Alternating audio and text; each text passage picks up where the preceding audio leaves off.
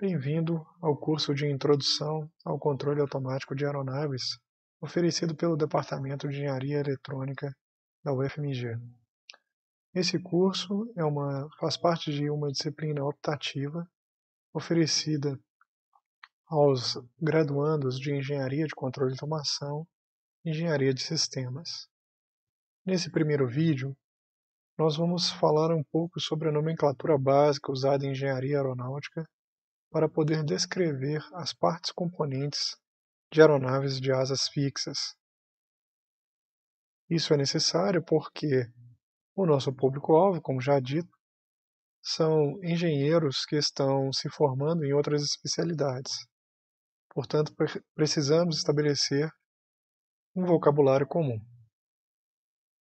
Uma aeronave de asas fixas, ela tem como partes básicas essas que estão mostradas aqui nessa figura. A começar pelas asas, temos a asa direita e a asa esquerda. Vejam que a definição de qual é a asa direita e qual é a asa esquerda é em relação ao piloto. Então, um piloto que está olhando nessa direção sabe que essa é a asa à sua direita e esta aqui é a asa à sua esquerda. As asas, que são o componente principal de sustentação da aeronave, a elas também se somam outras superfícies aerodinâmicas bastante importantes. Uma delas é o estabilizador horizontal, que é toda essa parte horizontal na cauda do avião. Aqui eu marquei o estabilizador horizontal esquerdo e temos também o estabilizador horizontal direito. E temos também o estabilizador vertical ou empenagem vertical na cauda do avião. A fuselagem é a parte da aeronave em que está o cockpit, ocupado pelo piloto, e o espaço para carga e também para os passageiros. Aqui estão mostrados também a nacelle do motor, essa parte aqui. E é isso. Na empenagem vertical ou no estabilizador vertical, nós podemos encontrar a primeira superfície de controle muito importante, controle de aeronaves, que é o leme, ou rudder. O leme é utilizado para promover um movimento de guinada, que daqui a pouquinho a gente vai explicar o que ele significa. Também na cauda, mas agora no estabilizador horizontal, nas superfícies horizontais, nós temos os profundores. Então, os profundores são superfícies aerodinâmicas. O profundor esquerdo, aqui eu acabei de marcar, e do lado direito há também um profundor. Já nas asas, nós temos duas superfícies de controle bastante importantes, que são os ailerons. Aqui estou mostrando então o aileron esquerdo, e da mesma maneira nós temos o aileron direito, na asa direita, evidentemente. Além disso, uma estrutura que está aparecendo aqui, indicada como flap, na asa esquerda, e da mesma maneira nós temos uma estrutura similar na asa direita, que também é flap. Essa estrutura ela promove uma modificação na geometria da asa, principalmente nas fases de decolagem e de pouso, como a gente vai ver posteriormente.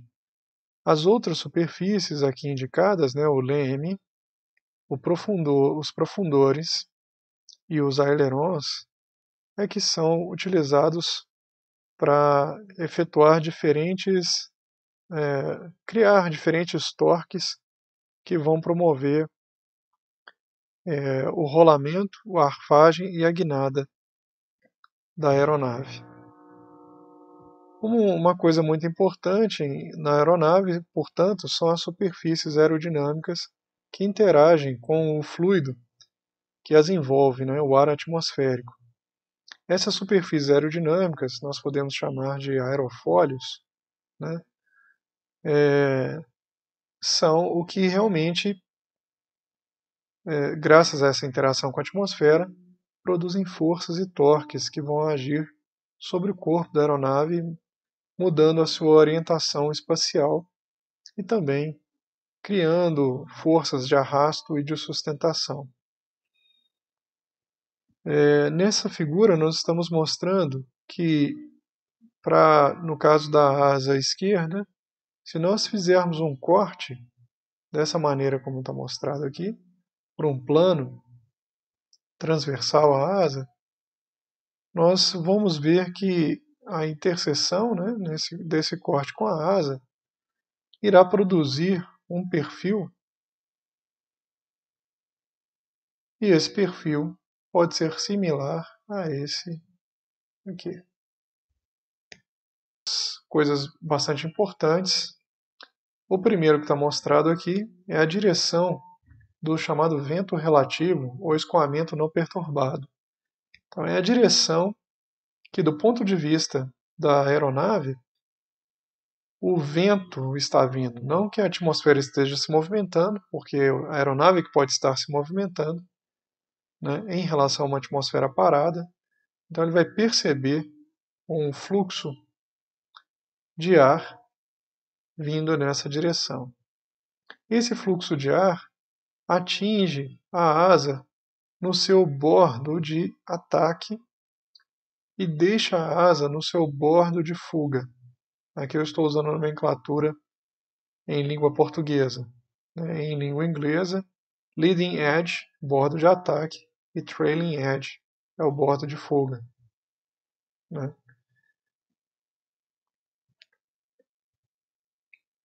Se a gente olha com um pouco mais de detalhe o perfil do aerofólio, naquela seção transversal, naquele corte que fizemos, a gente pode identificar também uma série de outras características desse perfil que estão indicadas aqui.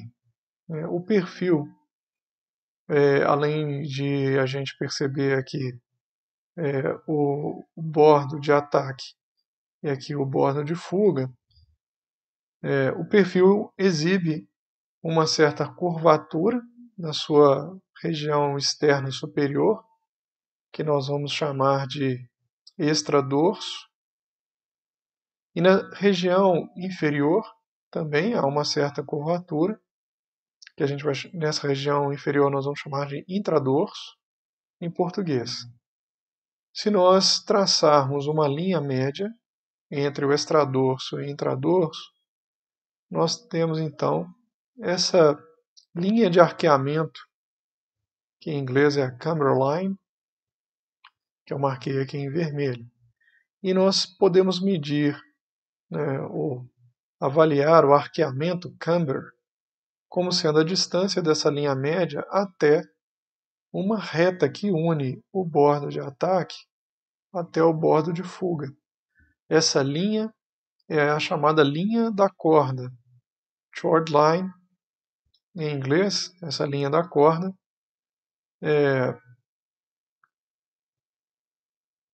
E essa medida da linha média, que é a linha de arqueamento, com a linha da corda, nos dá uma medida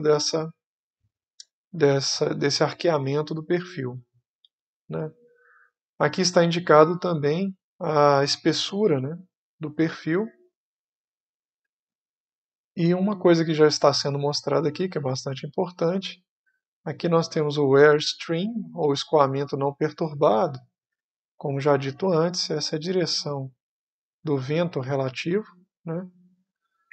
E o ângulo entre a continuação da linha da corda e o escoamento relativo, né? Então, essa continuação aqui e o escoamento relativo, esse ângulo é o ângulo de ataque, angle of attack. O ângulo de ataque correspondente a essa situação. É claro que esse ângulo de ataque é variável ao longo do voo, dependendo da direção do escoamento não perturbado em relação à linha da corda. De fato, nós podemos ter vários ângulos de ataque para os diferentes aerofólios na aeronave. E isso é estudado em detalhe pelos engenheiros aeronáuticos. O ângulo de ataque é importantíssimo porque nós vamos depois representar em relação ao ângulo de ataque, principalmente, o surgimento de uma força de arrasto e o surgimento de uma força de sustentação. Na verdade, essas são decomposições da força total que surge no aerofólio em função do escoamento do ar em torno dele, né? E essas forças serão as principais forças para explicar a dinâmica de voo. Muito bem, como eu já disse, o ângulo de ataque ele é variável. Ele está aqui mostrado novamente, né? A gente tem aqui a direção do escoamento do airstream, do escoamento não perturbado, e aqui a continuação da linha da corda e o ângulo entre essa direção e o escoamento não perturbado é o ângulo de ataque aqui mostrado. Existe um outro ângulo muito importante, que é o ângulo de orientação espacial da aeronave em relação ao horizonte, que é esse que está mostrado aqui, que é o ângulo de arfagem, ou pitch angle, em inglês. Vejam que, apesar de serem ângulos relativos à mesma linha, que é a linha da corda, num certo ponto da asa da aeronave, eles dizem respeito a coisas diferentes, né? O ângulo de ataque em relação ao escoamento não perturbado e o ângulo de arfagem em relação ao horizonte. Se nós observarmos a diferença entre o ângulo de arfagem e o ângulo de ataque, é esse ângulo aqui, que é o ângulo de direção gama, o ângulo de trajetória, ou Flight Path Angle, o ângulo de trajetória de voo. Esse ângulo de trajetória de voo ele está mostrando que esse ponto aqui na aeronave está indo nessa direção. Então esse é um ângulo entre a direção que o avião está indo, por isso o escoamento não perturbado, o vento relativo tem essa orientação, e a direção segundo a qual esse ponto na aeronave está se movimentando no espaço em relação ao horizonte, né? Então, nesse caso aqui, a gente tem um valor de gama positivo, significando que a aeronave está decolando, né? Eu poderia ter a mesma orientação espacial, o mesmo ângulo de ataque, o mesmo ângulo de arfagem, só que um ângulo de ataque completamente diferente, se, por exemplo, a aeronave estivesse indo na direção do pouso. Nesse caso, nós teríamos então esse ponto na aeronave, por exemplo, se movimentando assim, e significaria então um ângulo de trajetória de voo negativo, um gama negativo. O vento relativo estaria nessa direção, o ângulo de ataque, portanto, seria toda essa excursão aqui, seria o ângulo de ataque, e o ângulo de arfagem continuaria sendo rigorosamente o mesmo, né? Então isso ilustra bem a diferença entre esses três ângulos, o ângulo de ataque, o ângulo de arfagem e o ângulo de trajetória. Uma coisa muito importante que nós vamos ver nos próximos vídeos é que, como eu já adiantei, né, antes, nós vamos decompor a força que surge nas asas, em cada uma das asas, em cada um dos aerofólios, né, em forças em uma componente, que é uma componente que está na mesma direção do escoamento não perturbado, mas aqui em sentido contrário ao deslocamento da aeronave, que é a força de arrasto, já mostrada antes.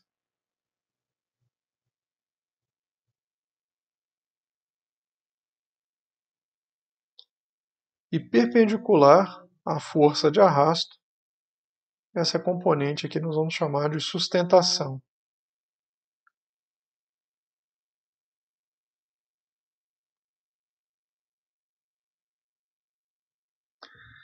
Esse ponto é chamado de centro de referência aerodinâmico.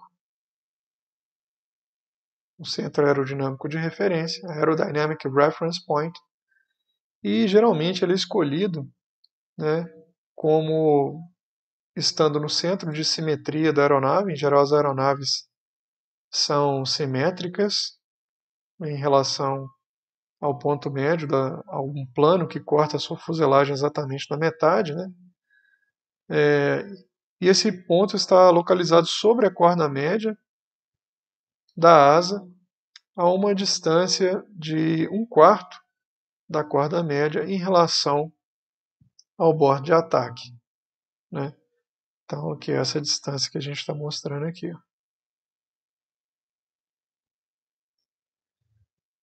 As superfícies de controle que nós já vimos, né? O leme, os ailerons e os profundores são as principais superfícies de controle responsáveis, né, pelos movimentos de rolamento, arfagem e guinada. O movimento de rolamento, que é um movimento em torno do eixo longitudinal da aeronave, esse eixo aqui, eixo longitudinal, ele é produzido pela deflexão dos ailerons. Eles são sempre defletidos juntos e de forma simétrica. Quando um aileron esquerdo, por exemplo, ele é defletido para baixo, o aileron direito é defletido para cima e vice-versa. E eles são utilizados para produzir um movimento de rolamento em relação a esse eixo aqui. Esse eixo é o eixo X de um referencial preso ao corpo da aeronave. Além disso, os profundores, tanto o profundor esquerdo quanto o profundor direito, eles são defletidos juntos. Quando um vai para cima, o outro também vai para cima. Quando um vai para baixo, o outro vai para baixo. E a sua principal função é produzir um movimento de arfagem. Esse movimento de arfagem significa um movimento em torno desse eixo, que é o eixo Y do referencial do corpo da aeronave. Quando eu faço a deflexão dos profundores para cima, eu faço com que o nariz da aeronave se levante. Em português, a gente diz que a aeronave está cabrando, né? Finalmente, com o leme, nós produzimos um movimento de guinada em relação a esse eixo, que é o eixo Z, do referencial do corpo da aeronave. Esse movimento de guinada ele é tal que, quando o leme ele é defletido, se a gente pensar nessa direção aqui usando a regra da mão direita, quando o leme é defletido no sentido positivo, ele produz uma guinada no sentido negativo.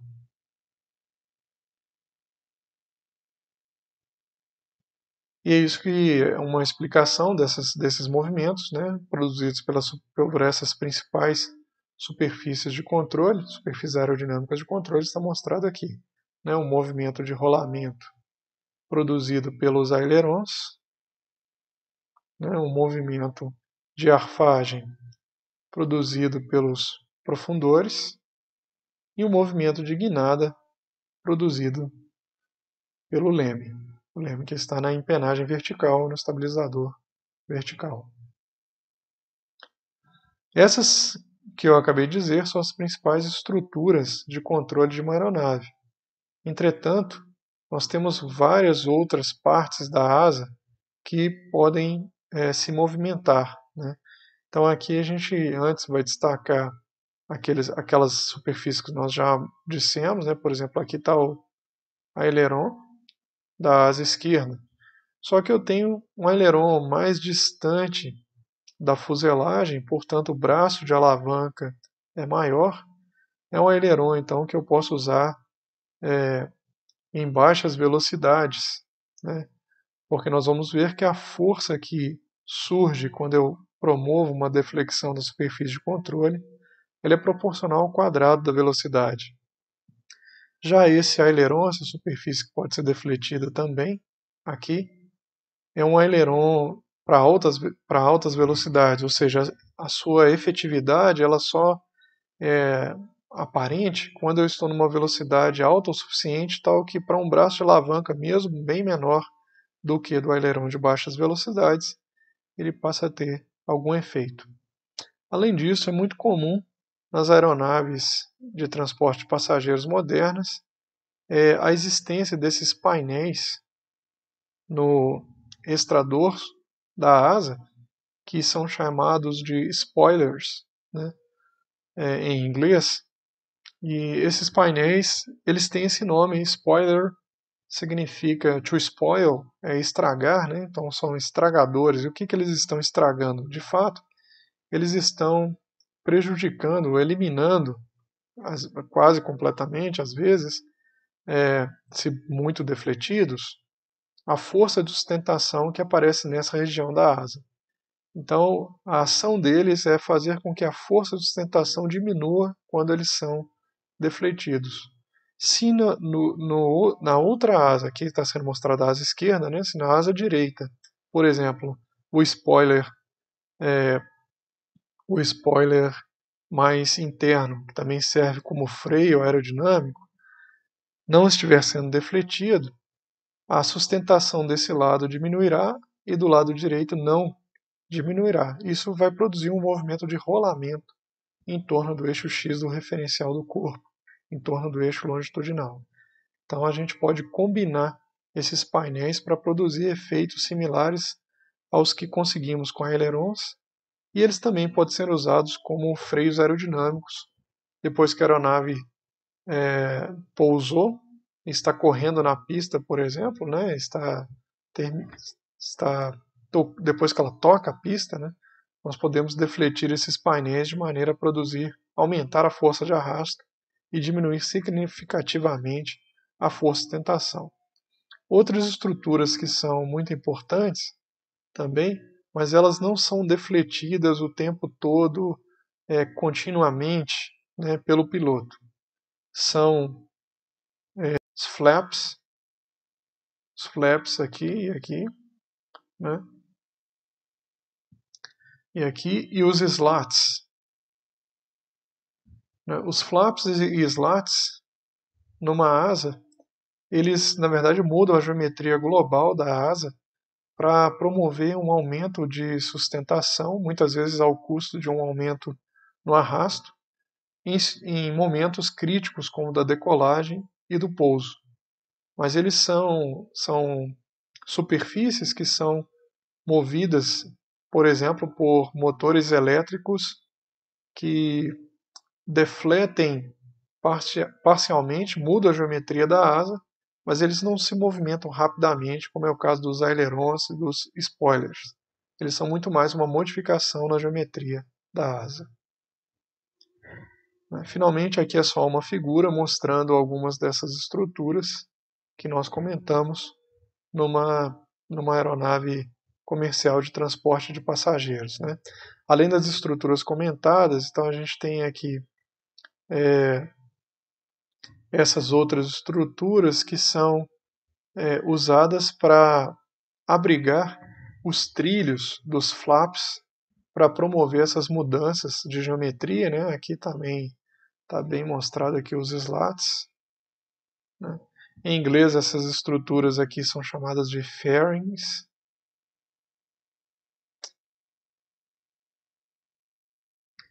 E em português, essas estruturas são chamadas de carenagens.